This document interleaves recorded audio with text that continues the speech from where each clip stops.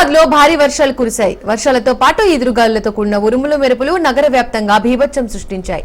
Panjagutta, Banjara hills, Jubilee hills, Shaikpet తో పాటు Madhapur, Gachibowli, Secunderabad and Begumpet, Ameerpet, Uppal, Ramanthapur, LB Nagar, Dilsukh Nagar వంటి ప్రాంతాల్లో కుండపోత వర్షాలు కురిశాయి.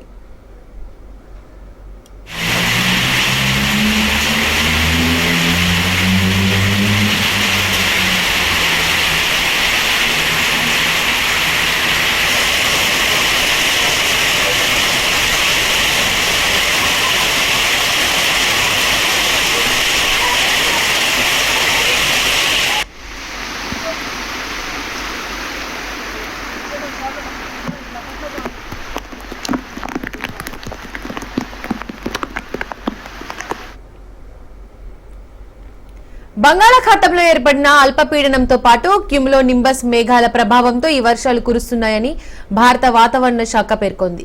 గంటకు 30 నుండి 50 కిలోమీటర్ల వేగంతో గాలులతో కూడిన ఉరుములు మెరుపులతో కురిసిన వర్షానికి నగరం అతలాకుతలమైంది. లోతట్టు ప్రాంతాల్లో నీరు నిలిచి రోడ్లు జలమయమయ్యాయి. కొన్ని చోట్ల చెట్లు విరిగిపడడం, విద్యుత్ సరఫరా ఆగిపోవడం వంటి సమస్యలు కూడా తలెత్తాయి.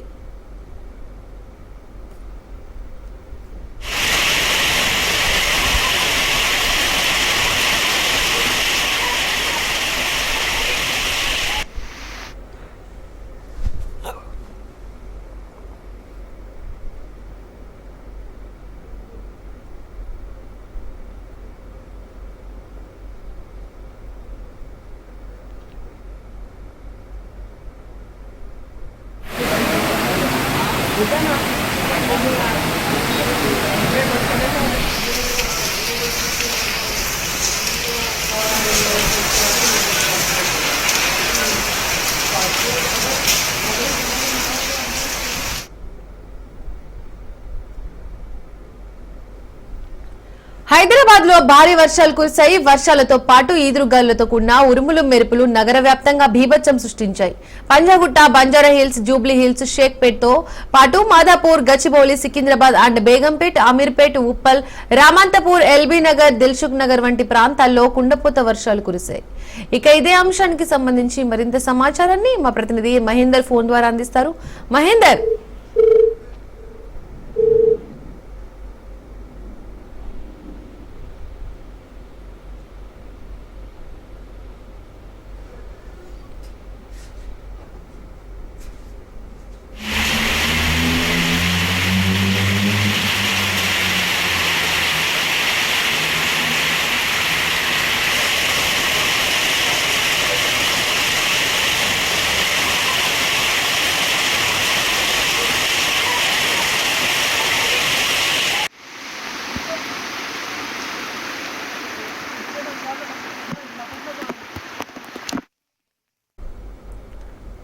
హైదరాబాద్ లో భారీ వర్షాలు కురిశాయి. మరి ఇదే అంశానికి సంబంధించి పూర్తి అప్డేట్స్ మా ప్రతినిధి మహేందర్ అందిస్తారు. మహేందర్, హైదరాబాద్ లో నిన్నటి నుంచి నిన్న మధ్యాహ్నం నుంచి రాత్రి వరకు, అలాగే అదే కంటిన్యూషన్ గా నేడు ఉదయం వరకు ఇంకా కూడా వర్షాలు కురుస్తూనే ఉన్నాయి. వర్షాలతో పాటు ఈదురు గాలుకున్న ఉరుములు మెరుపులు మొత్తంగా హైదరాబాద్ నగర వ్యాప్తంగా బీభత్సాన్ని సృష్టించాయి. పంజాగుట్ట, బంజారా హిల్స్, అలాగే జూబ్లీ, షేక్పేట్, మాదాపూర్, గచ్చిబౌలి, సికింద్రాబాద్, బేగంపేట్, అమీర్పేట్, ఉప్పల్, రామంతపూర్, మేడిపల్లి, బోడుపల్ ఇలా మొత్తంగా ఈ ప్రాంతాల్లో దాదాపు ఉదయంలో ఈదురు గాలు వచ్చాయి. ఇంకా అల్పపీడనం తో పాటు క్యూలో నింబస్ మేఘాల ప్రభావంతో ఈ వర్షాలు కురుస్తున్నాయని భారత వాతావరణ శాఖ అయితే పేర్కొంది. గంటకు 30 నుంచి 50 కిలోమీటర్ల వేగంతో గాలులతో కూడిన ఉరుములు మెరుపులు కురిసిన వర్షానికి నగరం మొత్తం అతలాకుతలమైతే చెప్పుకోవచ్చు. లోతట్టు ప్రాంతాల్లో నీరు నుంచి రోడ్లన్నీ కూడా జలమయ్యాయి. కిలోమీటర్ల మేర ట్రాఫిక్ జామ్ కూడా ఏర్పడడం నేను రాత్రి మనం చూసాం. ఇంకా అదే పరంపర ఇంకా ఉదయం కూడా కొనసాగుతూనే ఉంది. కొన్ని చోట్ల చెట్లు విరిగిపడడం, విద్యుత్ సరఫరా ఆగిపోవడం వంటి సమస్యలు కూడా లేస్తాయి. ఇప్పుడు ఎల్బీ నగర్, దిల్సుఖ్ నగర్ లో 35.4 మిల్లీమీటర్ల వర్షపాతం నమోదైంది. Telangana state develop planning society అయితే ఈ విషయాన్ని మెరుగుపరిచింది. ఇక లోతట్టు ప్రాంతాల్లో చేరిన నీటిని తొలగించడానికి జిహెచ్ఎంసీ మున్సిపల్ అధికారులు నిరంతరం పనిచేస్తూనే ఉన్నారు. మొత్తంగా నిన్నటి వరకు అంటే అత్యధికంగా ఈ బండ్లగూడలో 8.5 సెంటీమీటర్ల వర్షం పడింది. అంబర్పేటలో 8.5, సైదాబాద్ లో 8.3 సెంటీమీటర్ల వర్షం, అలాగే మలక్పేటలో 8.2, కరీంనగర్ లో 7.7 సెంటీమీటర్లు, అలాగే ఉప్పల్లో 7.7, ఎల్బీనగర్ లో 7 సెంటీమీటర్ల వర్షం అయితే కురుతుంది. మొత్తంగా అయితే ప్రజలు ప్రయాణాలు పెట్టుకోదని అనవసరంగా రహదారులపై జాగ్రత్తగా ఉండాలని అధికారులు సూచించారు. హైదరాబాద్ తో పాటు తెలంగాణలో హైదరాబాద్, కరీంనగర్, నిర్మల్, మహబూబ్నగర్ వంటి రంగారెడ్డి జిల్లా 11 జిల్లాలు ఎల్లో అలర్ట్ కూడా ప్రకటన జారీ చేసింది 20 ఈ మేరకు భారీ వర్షాలు కొనసాగుతాయని కూడా హెచ్చరించింది. భారీ వర్షాల నేపథ్యంలో ముఖ్యమంత్రి రేవంత్ రెడ్డి అధికారులను అప్రమత్తం చేశారు. ముందస్తు జాగ్రత్తలు తీసుకోవాలని కూడా ఆదేశించారు. Thank you Mahender.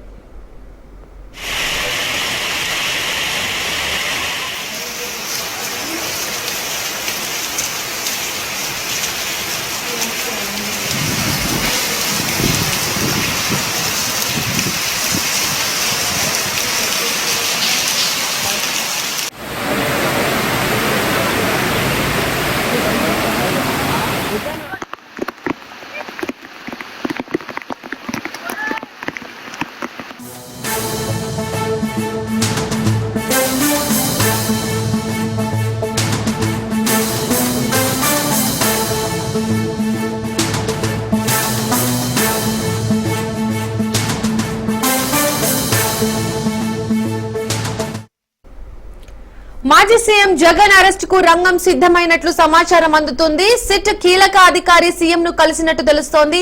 ఇప్పటికే వివరాలు అందించినట్లు సమాచారం. సిట్ అధికారులంతా సిపి ఆఫీస్ లో భేటీ అయినట్టు తెలుస్తోంది. ఇక కసిరెడ్డి రాజశేఖర్ రెడ్డి స్కామ్ వివరాలు సేకరించింది సిట్. ధనుంజయ రెడ్డి, వాసుదేవరెడ్డి వాంగ్మూలం కీలకంగా మారింది.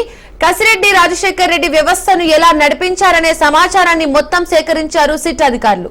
ఏ క్షణమైనా వైఎస్ జగన్ ను అరెస్టు చేయనున్నట్లు సమాచారం.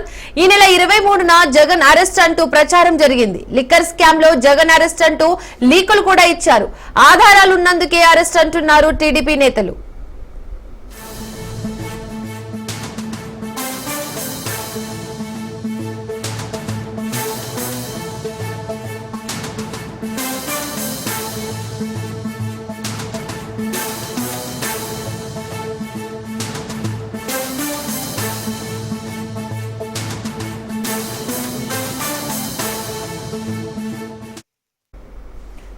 మాజీ సీఎం జగన్ అరెస్ట్ కు రంగం సిద్ధమైనట్లు సమాచారం అందుతోంది. సిట్ కీలక అధికారి సీఎం ను కలిసినట్టు తెలుస్తోంది. ఇప్పటికే వివరాలు అందించినట్లు సమాచారం. సిట్ అధికారులంతా సిపి ఆఫీస్ లో భేటీ అయినట్లు తెలుస్తోంది. ఇక కసిరెడ్డి రాజశేఖర్ రెడ్డి స్కామ్ వివరాలు సేకరించింది సిట్. ధనుంజయ రెడ్డి, వాసుదేవరెడ్డి వాంగ్మూలం కీలకంగా మారింది. కసిరెడ్డి రాజశేఖర్ రెడ్డి వ్యవస్థను ఎలా నడిపించారనే సమాచారాన్ని మొత్తం సేకరించారు సిట్ అధికారులు. ఏ క్షణమైనా వైఎస్ జగన్ ను అరెస్ట్ చేయనున్నట్లు సమాచారం. ఈ నెల 23న జగన్ అరెస్ట్ అంటూ ప్రచారం జరిగింది. లిక్కర్ స్కామ్ లో జగన్ అరెస్ట్ అంటూ లీకులు కూడా ఇచ్చారు. ఆధారాలున్నందుకే అరెస్ట్ అంటున్నారు టీడీపీ నేతలు.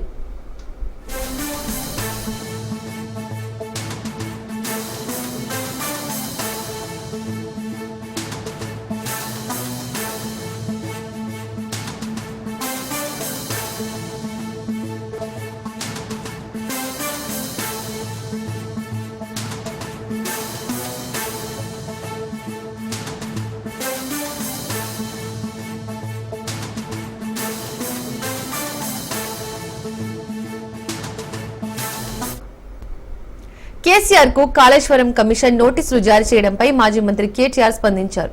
దిక్కుతోచని పరిస్థితుల్లోనే కేసీఆర్ కు నోటీసులు ఇచ్చారని అన్నారు. ప్రజాపాలన కాస్త కమిషన్ల పాలనగా మారిందన్నారు.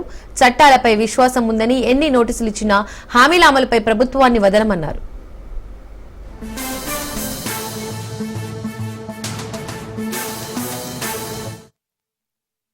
మూడు నెలలైతే అసలు ఎస్ఎల్బీసీ టన్నెలు మీ కమిషన్ల ఆరాటంతోని, మీ కక్కుర్తితోని ఏదైతే కూలిపోయిందో ఇంతవరకు అందులోంచి శవాలను కనీసం తీసే దమ్ము లేదు. కనీసం ఆ పనుల విషయంలో ఏం జరిగిందో చెప్పే పరిస్థితి లేదు. అదేవిధంగా సుంకిశాల రిటైనింగ్ వాల్ కూలిపోయింది. సుంకిశాల రిటైనింగ్ వాల్ కూలిపోతే ఇప్పటి వరకు ఆ సంస్థ మీద కానీ, ఆ ఎందుకు కూలిపోయిందన్న దాని మీద కానీ ఎలాంటి ఎంక్వైరీ లేదు, ఎలాంటి కమిషన్ లేదు. ఆ సంస్థ మీద ఎలాంటి చర్య తీసుకున్న పాపాన పోలేదు. వట్టెం పంప్ హౌస్ మునిగింది కాంగ్రెస్ వచ్చిన తర్వాత, ఇంతవరకు దాని మీద చర్యలు లేవు. పెద్దవాగు ప్రాజెక్టు 2 సార్లు కొట్టుకుపోయింది, దాని మీద చర్యలు లేవు. అందుకే ఇది కాంగ్రెస్ బీజేపీ కలిపి ఆడుతున్న, కలిపి వండుతున్న వంటకం ఏదైతే ఉందో, కాళేశ్వరాన్ని ఒక విఫల ప్రయోగంగా చిత్రీకరించే ప్రయత్నం ఏదైతే ఉందో, ప్రజలకు వాస్తవాలు తెలుసు. మాకు ఈ దేశంలోని చట్టాల మీద, న్యాయ వ్యవస్థ మీద మాకు సంపూర్ణమైన విశ్వాసం ఉంది. తప్పకుండా ఈ ప్రభుత్వాన్ని మాత్రం తప్పించుకుందామనే ప్రయత్నం చేస్తూ ఉన్నారు. అంటే కమిషన్ల పేరిట, కాలయాపన పేరిట, కమిటీల పేరిట తామిచ్చిన 6 గ్యారంటీలు, 420 హామీలు, వాటిని ప్రజల దృష్టి వాటి నుంచి పక్కకు తీసుకుపోయే ప్రయత్నం ఏదైతే చేస్తున్నారో వదిలిపెట్టే సమస్య లేదు. ఎప్పుడు ఇస్తావు నెలకు 2500 రాష్ట్రంలోని 1,68,00,000 మంది ఆడబిడ్డలు అడుగుతున్నారు, అడుగుతూనే ఉంటాం. అట్లాగే ఎప్పుడు ఇస్తావు తులం బంగారం అని ఇవాళ పెళ్లిళ్లలో ఉండే ఆడబిడ్డల తల్లిదండ్రులు అడుగుతున్నారు, వదిలిపెట్టాం. ఎప్పుడు ఇస్తావు 4,000 పెన్షన్ అని చెప్పి ఇవాళ రాష్ట్రంలోని పెద్ద మనుషులు అడుగుతున్నారు, వాళ్ళ తరపున అడుగుతూనే ఉంటాం. అట్లాగే ప్రతి ఒక్క హామీని అమలు చేసేదాకా వదిలిపెట్టాం. మీరు ఎన్ని నోటీసులు ఇచ్చినా, ఎన్ని డ్రామాలు ఆడినా అవన్నీ కూడా తప్పకుండా దూది పింజల్లాగా తేలిపోతాయనే మాట కూడా తప్పకుండా చెబుతూ, ముమ్మాటికి న్యాయము ధర్మము గెలుస్తుంది, ముమ్మాటికి తెలంగాణకు మేలు చేసిన వాళ్ళని ఆ దేవుడు కాపాడతాడు. మీరు ఎన్ని చిల్లర ప్రయత్నాలు చేసినా, వచ్చి 17 నెలల నుంచి మీరు చేస్తున్నాయని చిల్లర ప్రయత్నాలే, ఈ కమిషన్ అని, ఆ కమిషన్ అని, ఈ ఎంక్వైరీ అని, ఆ ఎంక్వైరీ అని. అందుకే నేను చెప్పేది, ఈ 3D మంత్రం ఎక్కువ రోజులు నడవదు. పేలుళ్ల కుట్ర కేసులో 9 పేజీల ఎఫ్ఐఆర్ నమోదైంది. అయితే ఎఫ్ఐఆర్ లో పోలీసులు పలు కీలక విషయాలు వెల్లడించారు. లవ్ పేరుతో ముస్లిం మహిళలను మోసం చేస్తున్న వారిని హతమార్చడమే లక్ష్యంగా సిరాజ్ కార్యకలాపాలు కొనసాగిస్తున్నారు. ఓమన్ లో ఉంటున్న ఇమ్రాన్ అక్రమ్ ప్రధాన సూత్రధారి కాగా సిరాజ్ కు డబ్బులు పంపాడు. అక్రమ్ కు సిరాజ్ ను సౌదీవాసి అబిద్ పరిచయం చేశాడు. 2024లో ముంబైలో జరిగిన లైవ్ సెషన్స్ కు 10 మంది యువకులతో సిరాజ్ హాజరయ్యాడు. అయితే అక్కడే సిరాజ్ కు అబిద్ అలెం పరిచయం అయినట్లుగా పోలీసులు ఎఫ్ఐఆర్ లో తెలిపారు.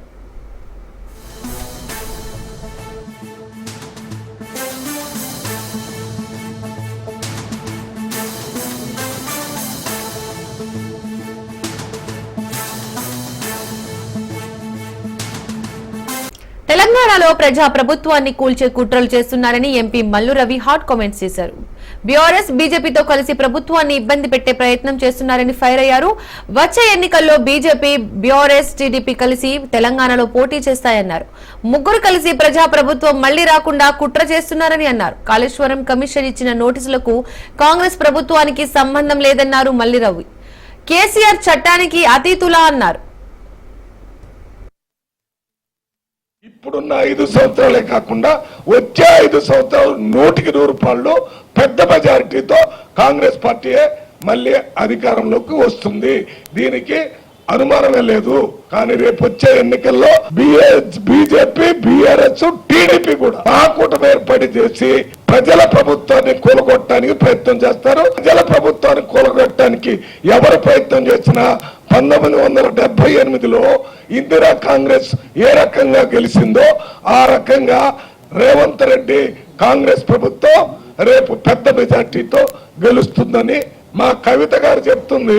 కాళేశ్వరం కమిషన్ కాదు, కాంగ్రెస్ కమిషన్ అని ప్రజలు నవ్వుతారు. ఏదో కమిషన్ వేశారు నీ మీద, ఆ కమిషన్ లో నిన్ను జైలుకు పంపించారు. ఢిల్లీలో తిహార్ జైలుకు పంపించారు. నువ్వు జైలుకు పోయొచ్చి కూడా ఇప్పుడు కూడా అట్లే మాట్లాడితే దానికి అర్థం ఉందా? కాంగ్రెస్ పార్టీకి ఏం సంబంధం? కాంగ్రెస్ పార్టీ కమిషన్ మీరు తప్పు చేయలేదంటే తప్పు చేయలేదని చెప్పండి, తప్పు జరిగితే తప్పు జరిగిందని చెప్పండి. ఇది చెప్పకుండా మీరేమన్నా చట్టానికి అతీతులా? మాజీ ముఖ్యమంత్రి అయినంత మాత్రాన చట్టానికి అతీతులా? ఎంతో మంది మాజీ ముఖ్యమంత్రులు జైలుకు పోయారు. బీహార్ లో లల్లు ప్రసాద్ యాదవ్ చాలా కాలం పోయి ఇప్పుడు బయటకు వచ్చున్నాడు. ఇక కేసీఆర్ కు నోటీసులు ఇవ్వడంపై బీఆర్ఎస్ నేత గంగుల కమలాకర్ స్పందించారు. రాజకీయ కక్షలో భాగంగానే కేసీఆర్ కు నోటీసులు ఇచ్చారని ఆరోపించారు. కాళేశ్వరం కమిషన్ నోటీసులు తెలంగాణ సమాజానికి ఇచ్చినట్టు భావిస్తున్నామన్నారు.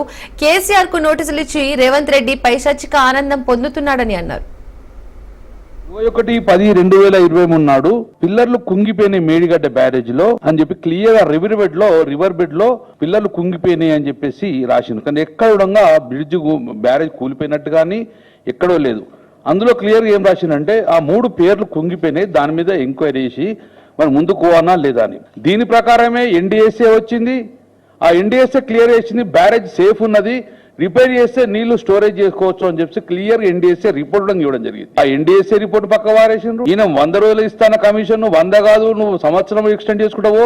లాస్ట్ కూడా వీళ్ళ 3 పేర్లు లేకుండా ఎట్లిస్తావా కమిషన్ అని చెప్పేసి వీళ్ళ 3 పేర్లు ఇరికించడానికి ఈరోజు కావాల్సుకుని కుట్ర పెట్టుకుని ఈరోజు 20 తారీఖు నాడు నోటీసు ముట్టక ముందే నోటీస్ ఇచ్చే అంటే ఇలా పైశాచిక ఆనందం పెట్టుకుని తెలంగాణ రాష్ట్రం సంపదను పెంచిన కాళేశ్వరం ప్రాజెక్టు మీద విషం చిమ్మట్లో భాగం కాటి దయచేసి తెలంగాణ సమాజం మొత్తం కూడా ఈ కుట్రను కాంగ్రెస్ పార్టీ రాకముందు ఎంత ఎడారిపందంగా ఉన్నదో కాంగ్రెస్ పార్టీ మళ్ళీ వచ్చినాక అదే ఎడారిపందంగా మలిచిన ఘనత కాంగ్రెస్ పార్టీ కాబట్టి ఇది కేసీఆర్ గారి మీద కుట్ర పన్నీరు విషం చిమ్ముతున్న భాగంగా అని చెప్పేసి కావలసుకొని వీళ్ళని బదనాం చేయాలని చెప్పి 3 పేర్లు పెట్టేది అదికిచ్చడానికే భాగం ఈ రోజు. ఇదొక ఎన్ని ఫెయిల్ అయినాయి. కేటీఆర్ గారిని ఈడీలు ఇరికిచ్చిర్రు, ఆ ఫార్మా అన్నారు. ఏదైనా నీకు ప్రూఫ్ అయిందా? ఇది కేవలం కక్ష సాధింపు. ఇది వాస్తవంగా గతంలో ఆంధ్రలో ఉన్న ఫ్యాక్షనిస్ట్ రాజకీయాలను తెరదీసుకునేందుకు ప్రయత్నం చేస్తుంది ఇక్కడ అంతే. మీరు ఇది కుట్రపూరితంగా భాగమే కేసీఆర్ నోటీస్ ఇవ్వడం అని మేము అంటున్నాం.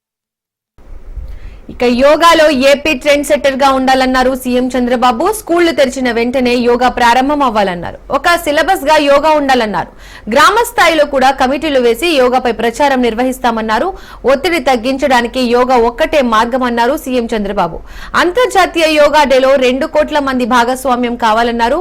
ప్రధాని మోడీ యోగాకు ప్రపంచవ్యాప్తంగా గుర్తింపు తెచ్చారని ప్రశంసలు కురిపించారు. ఈరోజు ఒక ప్రత్యేకమైన సందర్భంగా ప్రెస్ కాన్ఫరెన్స్ పెడుతున్నాను. ఆంధ్రప్రదేశ్ రాష్ట్రం చరిత్రలో ఒక నూతనమైన అధ్యాయానికి శ్రీకారం చుట్టబోతున్నాం. అదే 10వ ఇంటర్నేషనల్ యోగా డే. ఇది ఈ సంవత్సరం జూన్ 21వ తారీఖున ప్రపంచం మొత్తం జరుపుకునే పెద్ద ఈవెంట్. అదే సందర్భంలో భారతదేశం ప్రపంచానికి అందిస్తున్నటువంటి ఒక గిఫ్ట్ గాని లేకపోతే ఒక ప్రత్యేకమైనటువంటి కార్యక్రమం. దీనికి నాంది పలికినటువంటి ఎప్పటి నుంచో మనకు వారసత్వంగా యోగా వస్తుంది. కానీ దీనికి ప్రత్యేకంగా గుర్తింపు తెచ్చిన వ్యక్తి ప్రపంచం మొత్తం నరేంద్ర మోడీ గారు. Yoga is a science, yoga is a legacy for India. అదే సమయంలో ఎన్నో వారసత్వ సంపదలకి మనం కారణమయ్యాం. హిందూ నాగరికత అతి ప్రాచీనమైన నాగరికత. అలాంటి మన దగ్గర వచ్చి ప్రపంచం మొత్తం చదువుకున్న రోజులు రాను రాను ఇవన్నీ కూడా అనేక దాడులతో లేకుంటే వేరే వాళ్ళ పరిపాలనలు ఇవన్నీ కనుమరుగయ్యే పరిస్థితి వచ్చింది. అలాంటి ఒక్కొక్క దాన్ని మళ్లీ గుర్తింపు తేవడమే కాకుండా ప్రపంచానికి దీని విలువ చాటి చెప్పించి వాళ్ళు కూడా అమలు చేసే విధంగా తీసుకొచ్చిన ఏకైక వ్యక్తి నరేంద్ర మోడీ గారు. ఈరోజు మనం చూస్తే ఇంటర్నేషనల్ డే ఆఫ్ యోగా 2014 డిసెంబర్లో యునైటెడ్ నేషన్ జనరల్ అసెంబ్లీ ఆమోదించి ప్రపంచం అంతా జరపాలని నిర్ణయం తీసుకునే పరిస్థితి తీసుకొచ్చారు.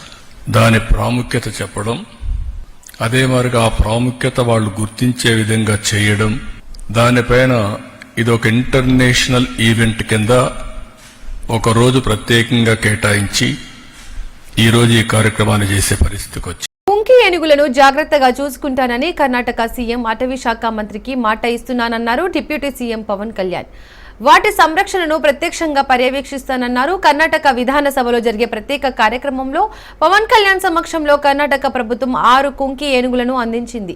మానవ జనావాసాలలోకి ఏనుగులు రావడం వలన గత 2 దశాబ్దాలుగా ఎంతో మంది ప్రాణాలు కోల్పోయారని పవన్ ఆవేదన వ్యక్తం చేశారు. కుంకి ఏనుగులు రావడం ఎంతో మంది ప్రాణాలను, ఆస్తి నష్టాన్ని కాపాడాలనుకున్నామని తెలిపారు.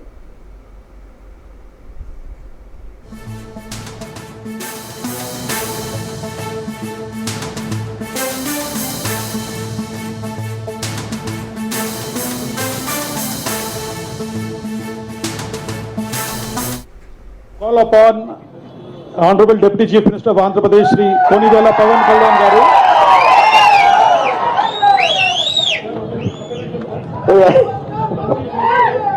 Speciality, Deputy Chief Minister, an actor, a philanthropist, a martial art specialist, and a Fortune 5 celebrity.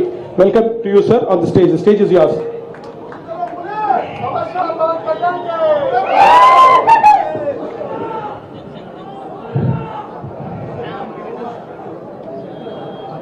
जय भारत जननी तनु जाते, जय हे कर्नाटक माते, जय सुंदर नदी वनगल नाडे, जय हे रस ऋषिगल गुणे.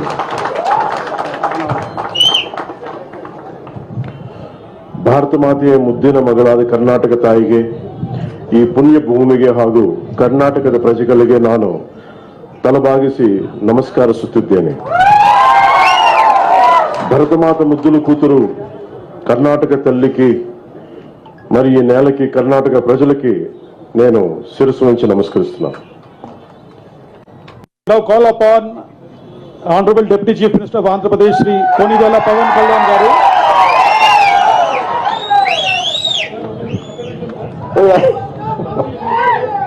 Speciality, Deputy Chief Minister, an actor, a philanthropist, a martial art specialist and a Fortune 5 celebrity. Welcome to you, sir, on the stage. The stage is yours.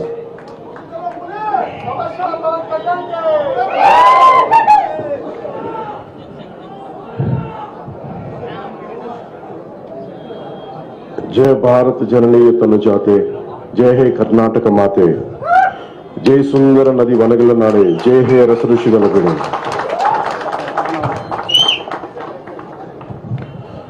Bharat ಮಾತೆಯ ಮುದ್ದಿನ ಮಗಳಾದ ಕರ್ನಾಟಕ ತಾಯಿಗೆ, ಈ ಪುಣ್ಯ ಭೂಮಿಗೆ ಹಾಗೂ ಕರ್ನಾಟಕದ ಪ್ರಜೆಗಳಿಗೆ ನಾನು ತಲೆಬಾಗಿಸಿ ನಮಸ್ಕರಿಸುತ್ತಿದ್ದೇನೆ. భరతమాత ముద్దుల కూతురు కర్ణాటక తల్లికి మరి ఈ నేలకి కర్ణాటక ప్రజలకి నేను శిరస్సు వంచి నమస్కరిస్తున్నాను.